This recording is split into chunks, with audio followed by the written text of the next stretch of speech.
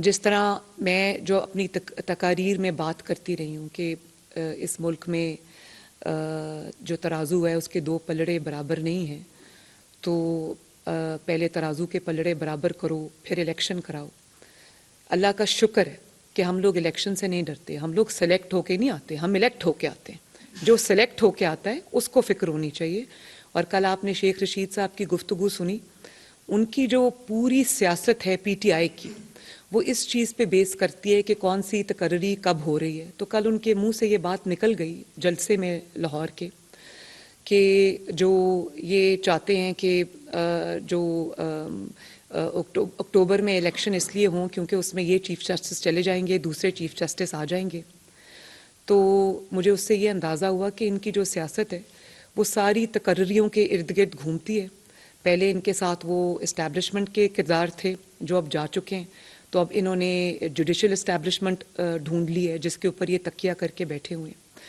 और जो लॉन्ग मार्च इन्होंने पहले किया उसमें इनका यही था कि वो जो चीफ ऑफ आर्मी स्टाफ की अपॉइंटमेंट होनी थी उसको कंट्रोवर्शियल बनाया जाए, उसको रोका जाए, क्योंकि इनकी पूरी सियासत अपॉइंटमेंट्स के इर्द गिर्द घूमती है, बैसाखियों के इर्द गिर्द घूमती है। इनकी पूरी सियासत जो है वो सहूलतकारों के इर्द गिर्द घूमती है। एक सहूलतकार चले गए, उन्होंने कानों को हाथ लगाया। आपने जनरल बाजवा साहब का इंटरव्यू सुना, वो कहते हैं कि ये खुद लाने वाले हैं उसको, और वो कहते हैं कि ये ख़तरनाक आदमी है मुल्क के लिए। और अब जो उनके जो रिमेन्स हैं, जिनको रेमिनेंट्स हैं, या जो वेस्टेजेस जिनको मैं कहती हूँ, या उनकी जो बाकियात हैं, 3-4 लोग जो जुडिशरी में हैं, ये उन पे तकिया करके अब बैठे हुए हैं। तो और आप ये देखें कि जिस तरह से मैंने पाकिस्तान की कम से कम तारीख़ में मैंने ये कभी होते नहीं देखा। आप लोग उसको मेरे से ज़्यादा गौर से, बल्कि लीगल पॉइंट ऑफ व्यू से देख रहे होंगे कि एक शख्स जिसने ब्रेजनली, ब्लेटेंटली उसने पाकिस्तान के कानून को फ्लाउट किया, पाकिस्तान के कानून को पाँव के नीचे रौंदा। पुलिस ने जब अदलिया ने उसको कहा कि आओ और पेश हो, वो शख्स नहीं गया। वो अपने घर में छुपा रहा। कभी उसने प्लास्टर का बहाना बनाया, कभी उसने बीमारियों का बहाना बनाया, कभी उसने जो है वो जान को मेरी ख़तरा है उसका उसने बहाना बनाया। वो नहीं गया। और जब वो गया, उसने जत्थे लेकर हमला आवर वो हुआ, लाहौर हाई कोर्ट में भी, जुडिशल कॉम्प्लेक्स इस्लामाबाद में भी।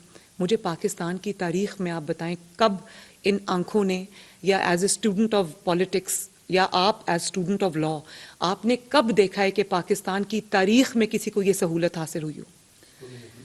और अभी नवाज शरीफ साहब के मुकाबले में इसको किसी ने उंगली भी नहीं लगाई।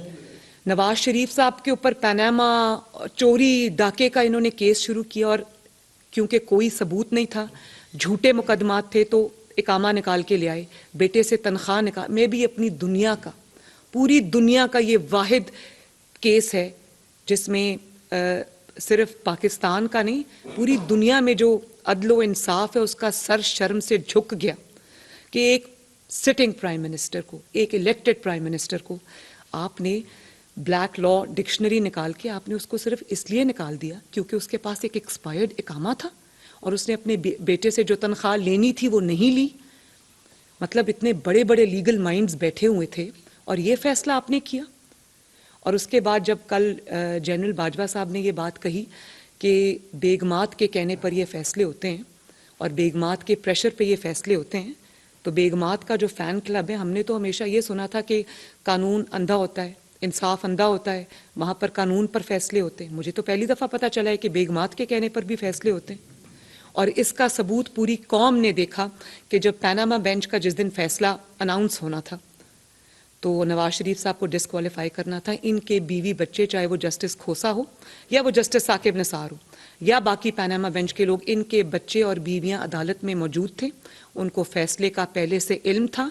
उनके फेसबुक अकाउंट्स, उनके ट्विटर अकाउंट्स आप उठा के देख लें। उस दिन उन्होंने फैसले से कुछ घंटे पहले न सिर्फ एक्साइटमेंट का इजहार किया था बल्कि उनको फैसले का पता था, जिसका मतलब है कि जनरल बाजवा ने जो कल बात की वो बिल्कुल ठीक की थी कि आइन और कानून पर फैसले नहीं हो रहे थे, एक ज़ाती अनाद पर फैसले हो रहे थे और बेगमात के और बच्चों के कहने पर फैसले हो रहे थे। ये पाकिस्तान में आइन और कानून का इतना बड़ा मजाक आज से पहले कम से कम मैंने तो नहीं देखा। आप लोग बताएं, आपने कभी इस तरह का कोई भी चीज़ इंसान के सुनने में आई हो?